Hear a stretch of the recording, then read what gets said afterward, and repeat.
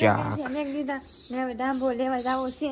ખેવા જવો પડે હા ખેસમાં લાવીને દાંતડ નીન જવું પડે ભાઈ. એમાં કઈ હિંગો બિંગો ને ડાયરેક્ટ સોડો જ કહેવાનો હોય ને આપણે સાઈડ નાખી એ બધા તો ખાધેલો છે કદાચ બહારના જે આમ હોય કે એને નહીં ખાધું હોય તો આખો સોડો હોય ને એનું શાક બને ને અમે તો ડાંભો કહીએ તમારે અહીંયા શું કહેતા હોય તો અમને નથી ખબર તો તમે બધા કમેન્ટમાં કહી દેજો ને અમે જઈએ છીએ ખેતરમાં.